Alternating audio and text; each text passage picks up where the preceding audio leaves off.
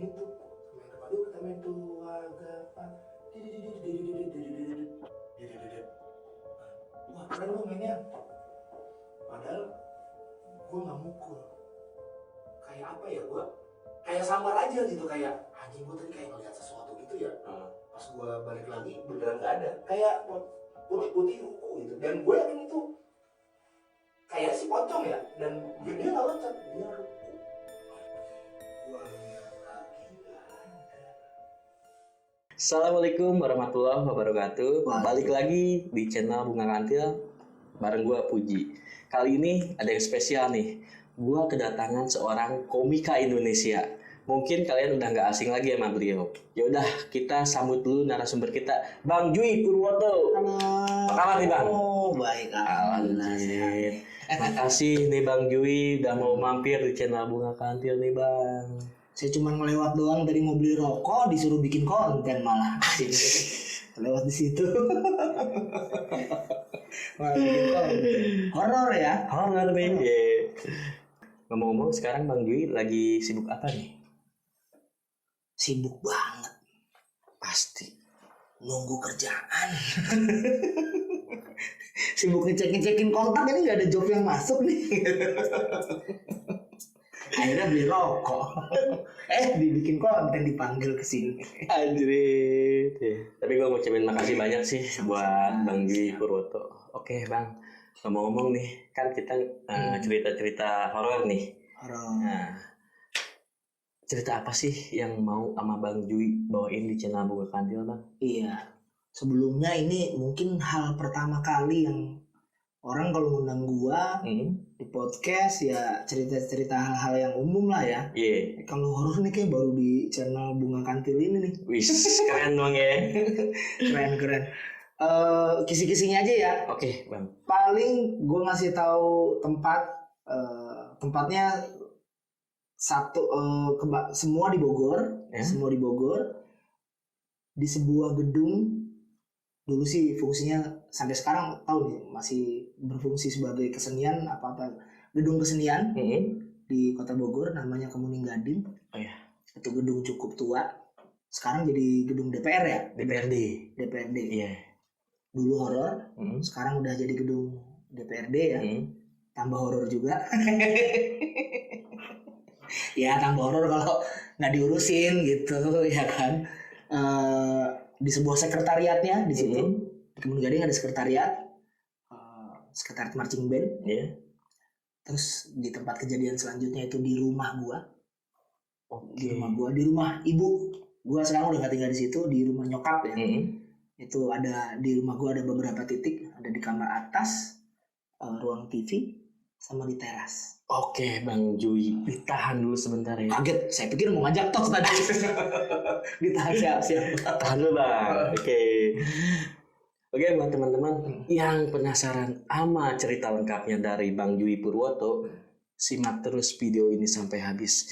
Dan gue ingetin buat kalian yang ingin jadi narasumber di channel Bunga Kantil, kalian bisa langsung DM aja ke Instagramnya Bunga Kantil. Oke, tanpa berlama-lama lagi, Cemani cerita misteri malam ini kita mulai.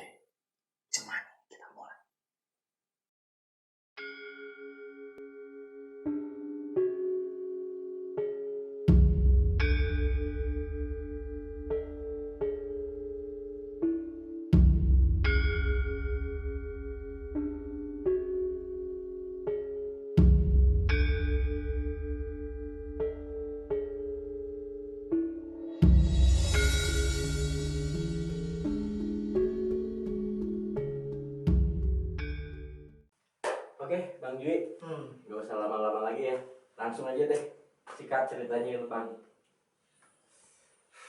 Ini gua ngerokok nggak apa-apa ya? Kagak lah, nyantai aja Bang. Kagak. Gua juga mau ngerokok nih. Ngerokoknya mana? Biar santai. Siap.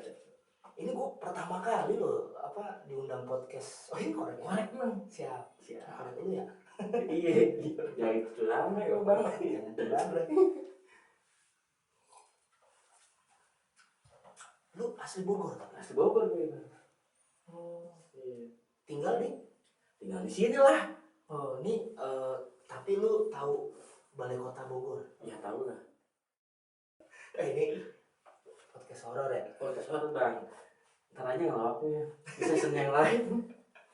Gue tuh suka takut merinding gue kalau cerita-cerita begini. Ya sama gue juga bang. Jam ini kita syuting jam 9.52. Nah, Iya. 9.52.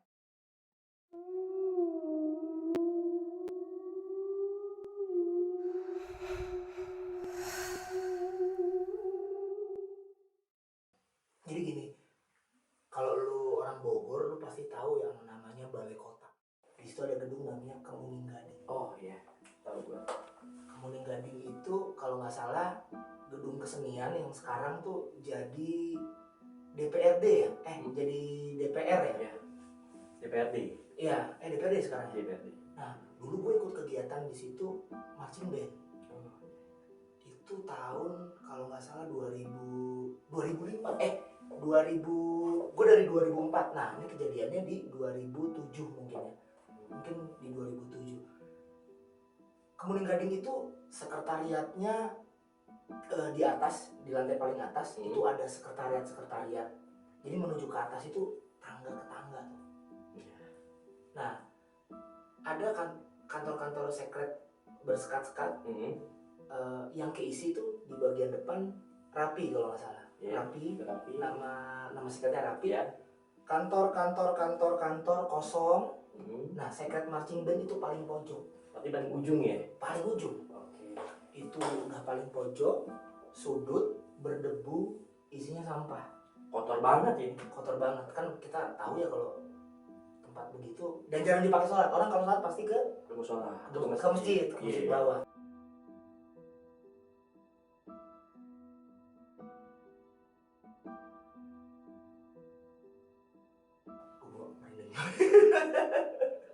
Ini dulu lagi marching band itu latihan bass drum. Ada bass drum tuh kayak bass drum tuh kayak yang ini, yang gede. drum tuh gede, dikit. Cuman biasa ditaruh dipukul di sini. Iya. Itu ada 4. Ukurannya dari yang kecil sampai yang gede.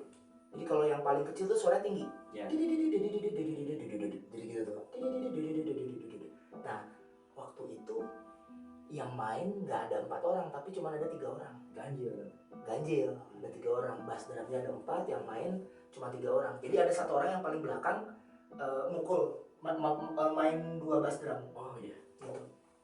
Nah, dimainin tuh. Main apa dulu kita main tuh agapan. Wah, keren lo mainnya. Padahal gue nggak mukul. Bunyi sendiri anjir. Jadi kan itu harusnya diem kan, harusnya dipukulin gitu. Nah, gila lu jago banget bisa main 2 bass drum gitu.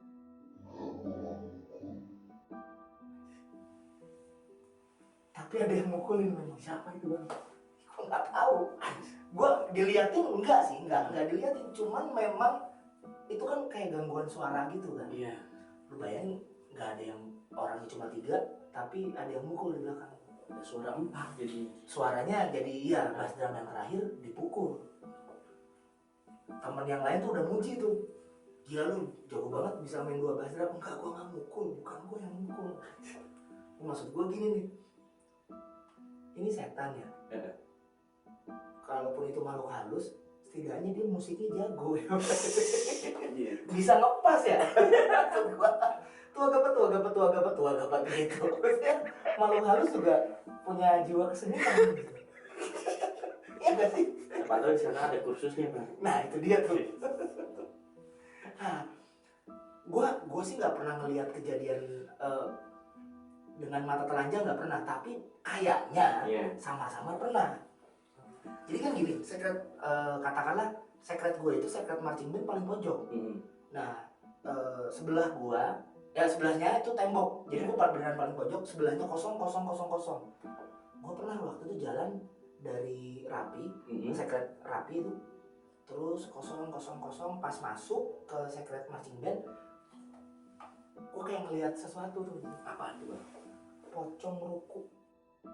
Kayak apa ya, gue kayak samar aja gitu, kayak anjing gue tadi kayak ngeliat sesuatu gitu ya.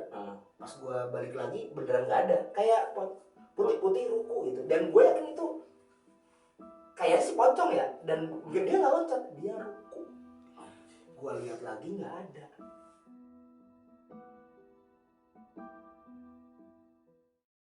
Kalau di Kemuning Gading tuh sebenarnya tadi gangguan suara udah, terus gangguan visual udah, ada satu lagi mungkin ini sudah mulai masuk tuh si makhluk halusnya. Ini udah mulai.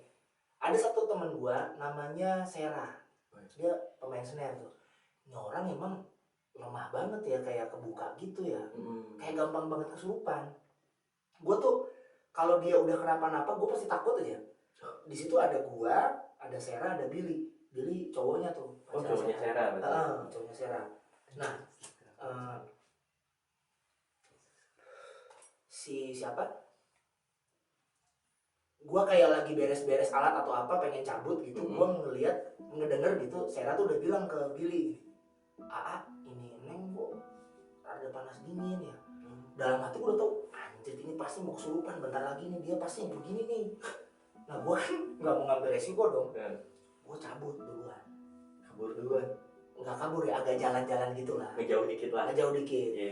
Cabut, tapi gue penasaran, gue pengen tahu ini kesurupannya gimana gitu. Jadi secret gue itu menuju kalau mau keluar jalannya tuh cuman muat 2 orang. Nah jadi gue agak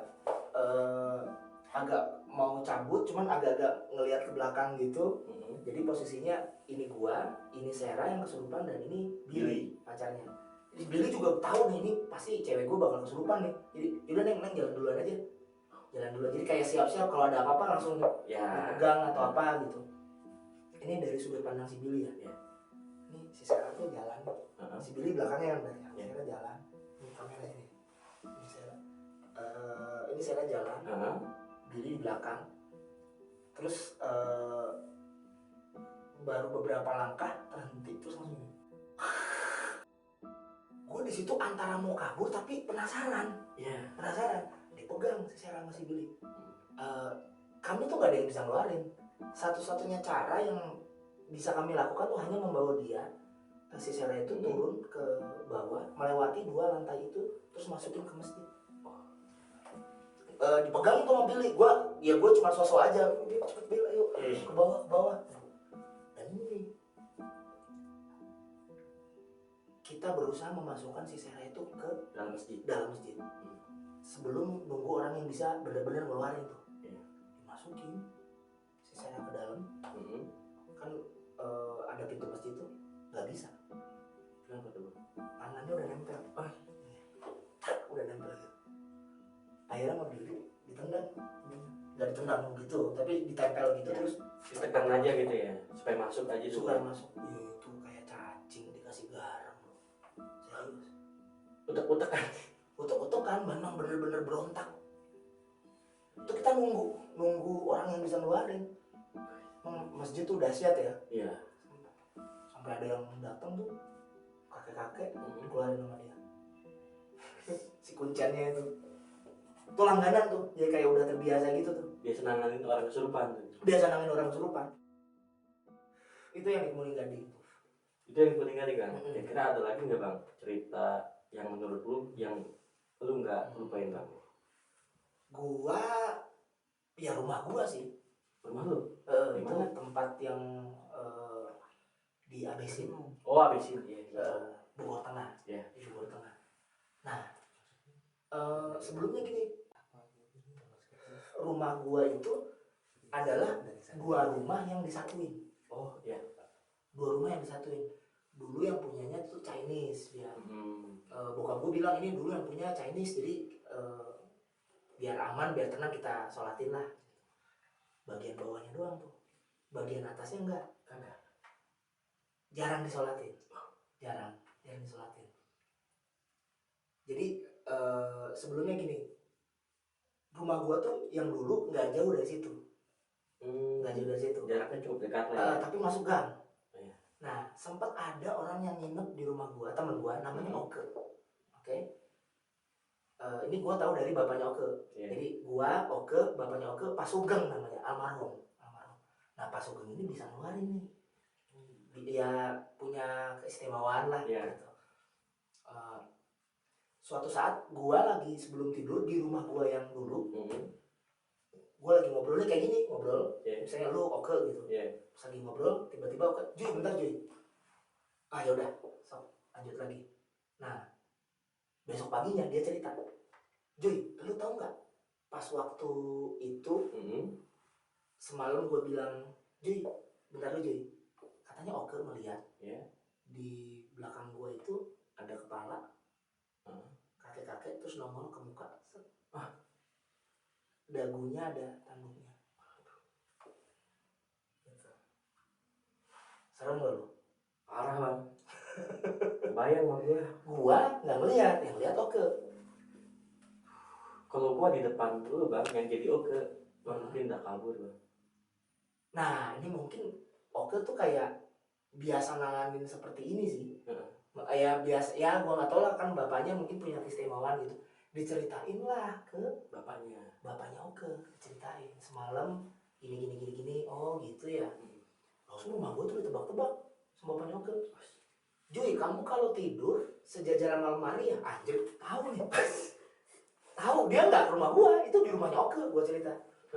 Terus sebelah rumah kamu itu bukan tembok rumah orang ya, tapi ada gang kecil, cuman muat tangga tahu. Padahal belum pernah ke rumah tuh. Nggak pernah. Kan dia nggak pernah ke rumah gua, dia juga nggak ada di situ waktu itu. Oh gitu. Udah ke nginep lagi sama Juy, temenin ya, tidur gitu atau apa. Mungkin gua ada gangguan atau apa, gua nggak tahu. Nah, dari situ gue sih nggak pernah ke rumah gue yang lama yang serem itu. Ya udah aja begitu aja. Nah ini kejadiannya di rumah gue yang baru gue pindahin, yang dulunya punya orang Chinese itu. Awalnya kejadiannya itu oh ya, bapaknya kayaknya almarhum tuh tahu kalau rumah gue yang baru itu di atas tuh ada kakek-kakek. Kepalanya doang, tapi kepalanya doang nempel. Gue nggak pernah ngeliat sampai sekarang, alhamdulillah belum pernah ngeliat. Bokap gue juga nggak percaya sih sama yang begitu-gituan. Nah ini di kamar yang atas, kamar kecil banget itu kamarnya. Nah di sini gue pernah, namanya juga ini ya masih kecil ya bang ya, pernah iseng dulu. Ngapain tuh? Manggil kodam. Beneran gue manggil kodam. Kacau. Waktu itu sih gue punya temen, dia bisa jadi nyirap sendiri, apa sih namanya? Jadi mediasi gitu, manggil terus dirinya sendiri jadi mediasi.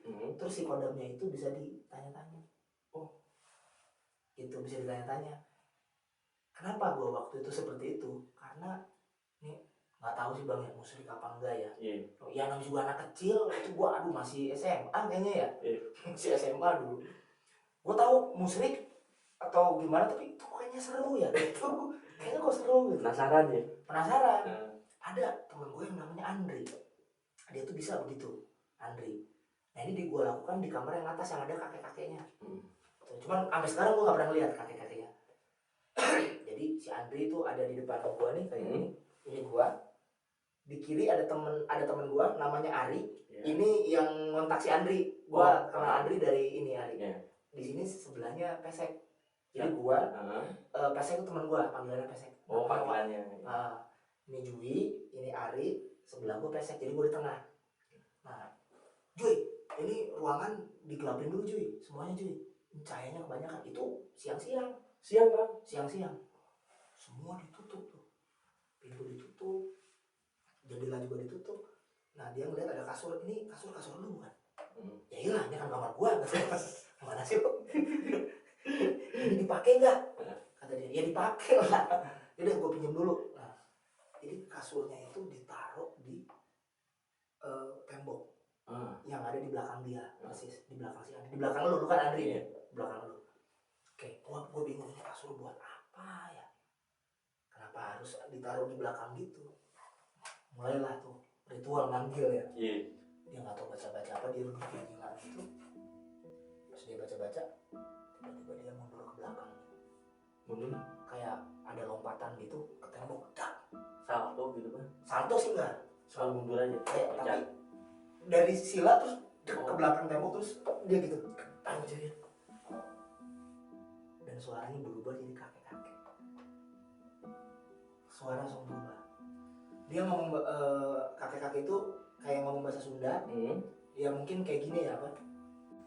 Kunaon kaulah nyalukan abdi. Kayak gitu-gitu lah. Anjir itu lumayan ini ya, lumayan. Wow, ini bener apa enggak sih gitu. Cuma kalau dibilang enggak juga suaranya berubah banget. Udah tuh. Ini saya mau nanya Ki. Mau di mana? Aki, memang nanya isi ya. Panggil nama saya adalah dia bilang. Namanya panjang tuh. Bla bla bla bla bla bla bla bla bla. Panjang banget. Tapi kamu bisa manggil saya Tuan Syekh. Tuan Syekh. Ya, manggil Tuan Syekh. Mau nanya apa? Gini Ki. Gini Tuan Syekh. Saya mau nanya di rumah saya ini ada kejadian barang hilang. Uang ibu saya sama saya hilang. Ini kira-kira pelakunya siapa ya? Nah, si Tuan Syekh ini kayaknya nggak mau suzon. Makanya dia bilang, dia nanya balik, kalau lu tahu orangnya mau diapain? Nggak diapa-apain, cukup tahu aja biar kami lebih berhati-hati.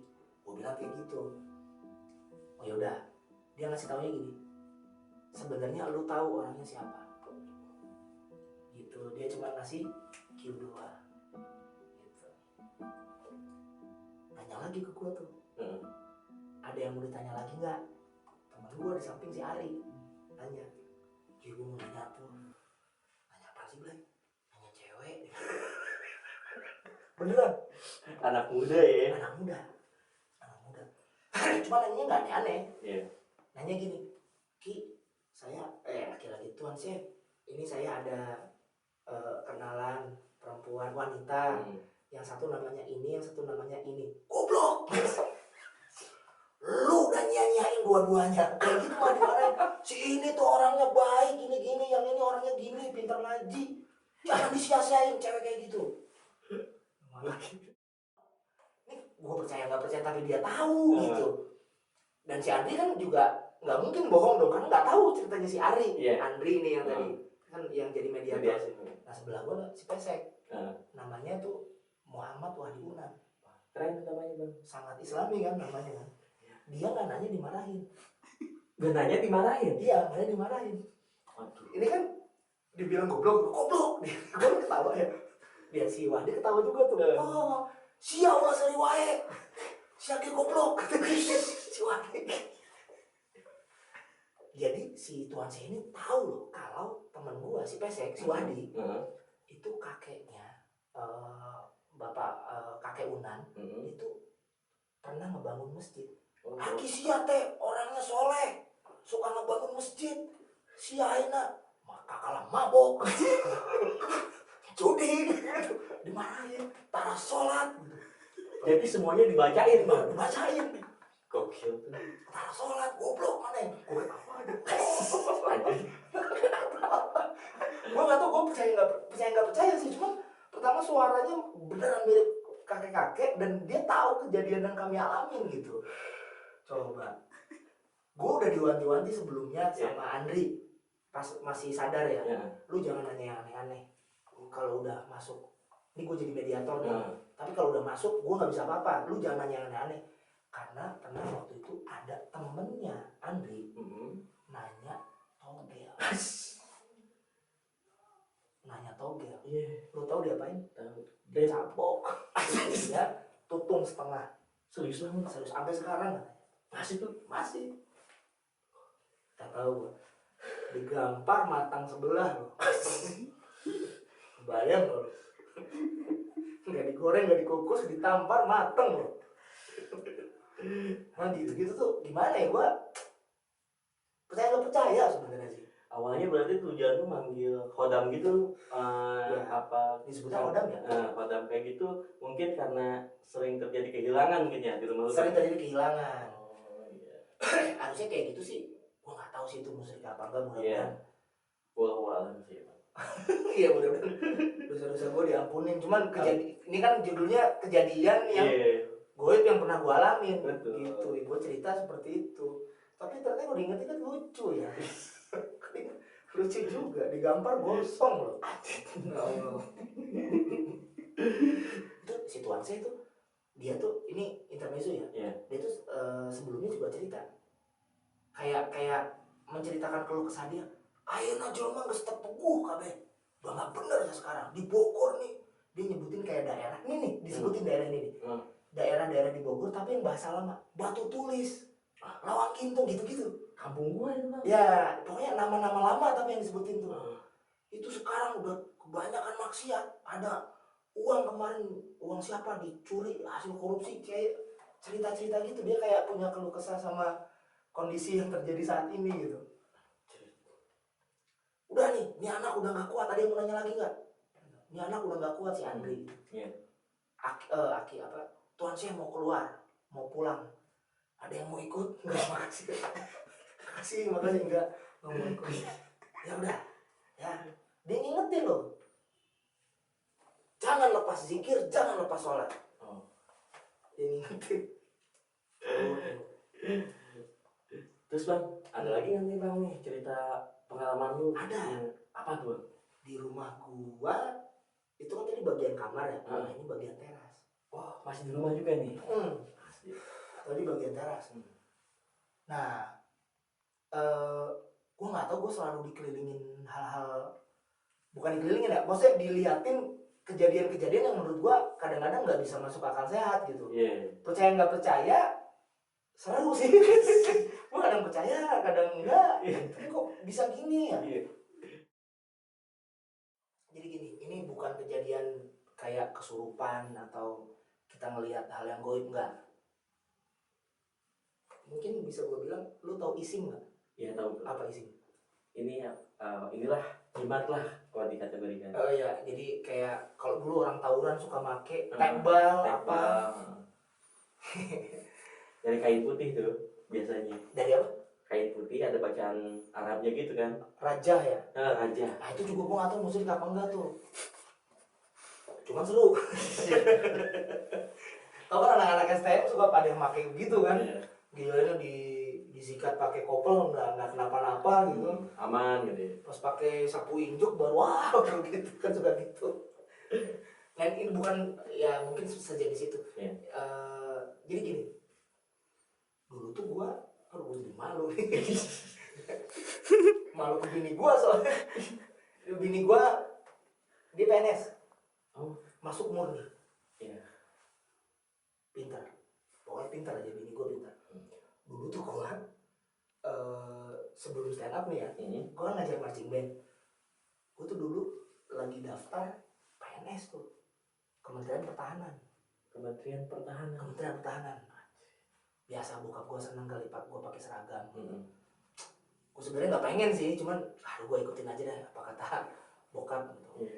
Nah di situ ya udah deh, nggak apa-apa deh, gue daftar aja deh PNS. Cuman nggak dibakot di Kementerian Pertahanan. Itu seleksinya panjang, mungkin ada 6 tahap. Gue tuh sampai tahap terakhir. Gue tes tulis tuh 3 kali. Tahap 1, tahap 2, tahap 3. Gue tuh keluar pertama, selalu keluar, kalau nggak pertama kedua. Gue pinter gue. Ya gue belajar gitu. Gampang psikotes, gue keluar pertama kedua, selalu kayak gitu. Sampai tes yang ke-7 tuh yang akan gue ikutin itu wawancara Patuhir mungkin ya. Patuhir. Nah bokap gue kan ya seneng lah ya, anaknya lolos dari 1 sampai 6 gitu. Ini terakhir nih, nggak bisa disia-siain nih, nggak boleh disia-siain. Tesnya wawancara tuh. Bokap gue tuh kayak semacam ini, almarhum bokap bilang, bapak punya kenalan, mungkin kamu bisa disyariahin. Syariahin gimana sih pak?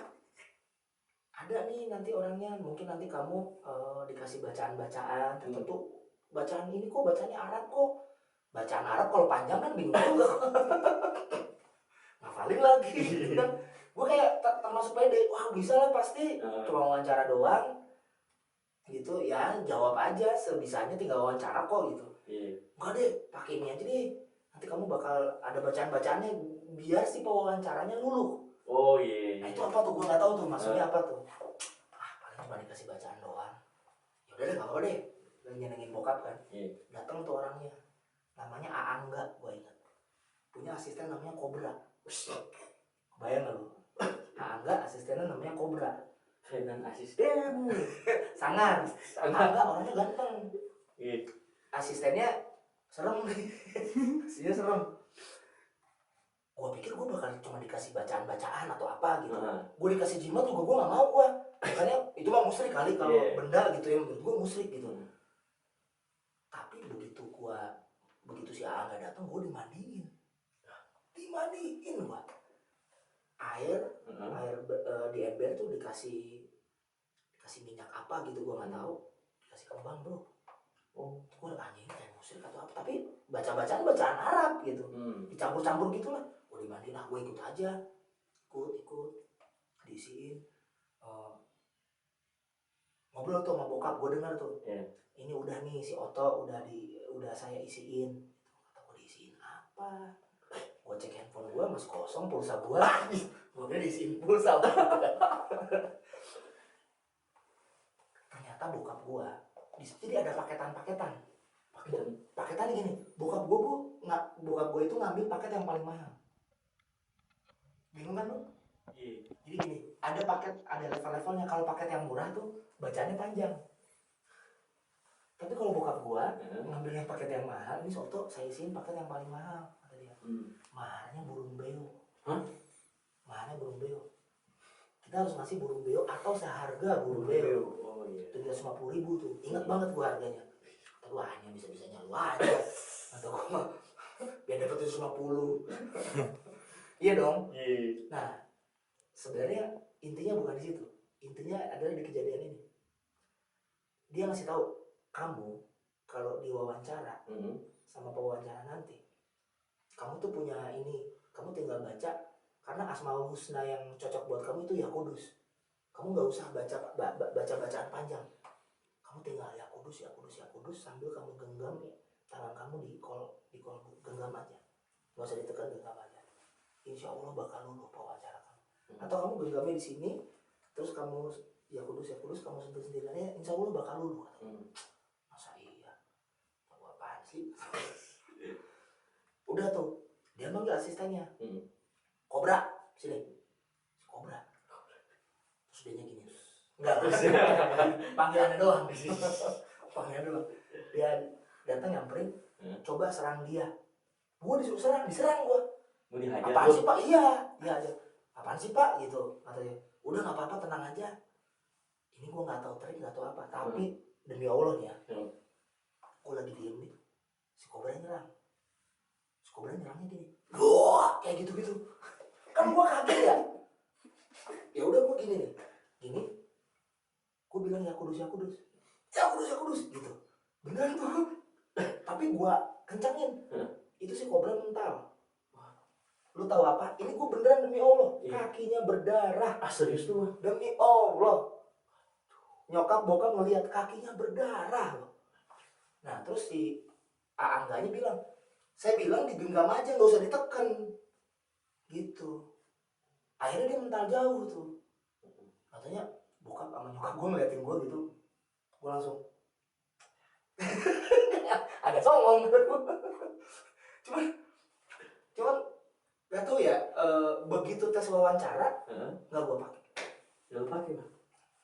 Kasian bokap lu. Bukan ini ya, iya udah ngeluarin duit. Maksudnya gitu. Gue ya udahlah, emang kenapa gitu. Lu murni aja gitu ya. Murni aja. Karena gue murni ya nggak masuk. Akhirnya nggak lolos.